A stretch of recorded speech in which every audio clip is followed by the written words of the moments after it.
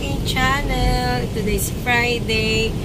Tapos na yung aking klase sa isang linggo at masaya ako dahil dumating na yung aming World Teachers Day allowance na 1,000 plus. Sumabay pa yung sahod sa YouTube.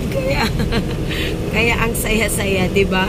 Nagpagupit lang ako ng hair kasi medyo dry na.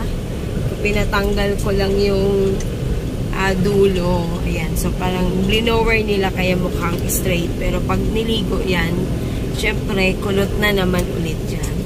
Ayan. So, winidraw ko na guys yung aking World Teachers Day allowance, pati yung aking YouTube compensation. Kunting tsaga-tsaga lang talaga, no? Yun yung sinasabi nila, pag may tsaga, may nilaga. Kaya, pinagtsatsagaan ko lang yung YouTube, post lang ng post ng kung ano-ano. Ayan, nakaano na rin ako guys, nakatatlo na ba, tama? Nakatatlong sahod na ako sa YouTube actually. Yan. Medyo mabagal kasi hindi naman tayo sikat, no? Pero kunting tsaga-tsaga lang. Parang nag-iipon-ipon ka lang dyan pag sa YouTube. Parang nag-iipon ka lang and then kapag ma-reach mo na yung threshold, ayan, sahod na. Hindi, pangatlo pa lang ba o pang-apat na? Pang-apat na pala, oo. Pang-apat ko na nasahod sa YouTube, guys. Simula nung nag-start ako nung pandemic. 2021 ako nag-start. Ayun. Tapos naka-apat na sahod na ako.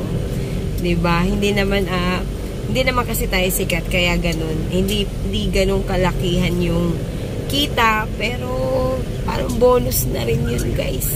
Diba? Isipin mo yun na sino ba magbibigay sa'yo na pera.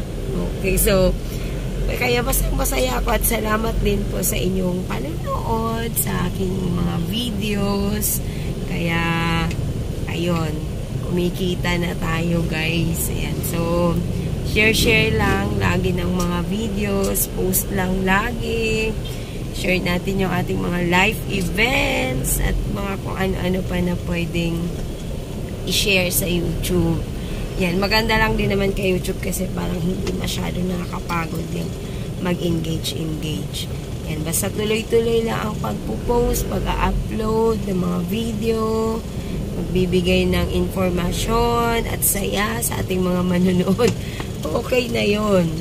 Yan, so mamaya pakita ko guys yung mga binili ko doon sa World Teachers Day allowance ko. Mga materials din, school materials din ang binili ko, parang din sa school.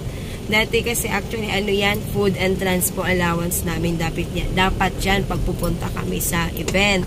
Kaso selected na lang yung pupunta, so hindi ko na magagamit as food and transpo. So binili ko na lang ng mga magagamit ko sa school, pati nang pwedeng gamitin rin ng mga bata. Yung medyo madilim yung video ko kasi nandito kami sa sakyan, pauwi pa lang kami guys. Galing ako nag-withdraw, nagpagupit. Ayan, at syempre medyo lumiwanag dito kasi may ilaw yung nadaanan namin. Kaya, yun lang. Ito lang yun for this video. Salamat sa panunood ulit. And see you again to my next video.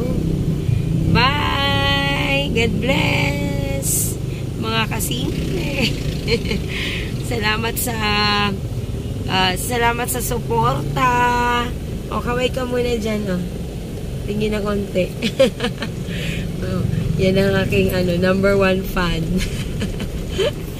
Bye, guys!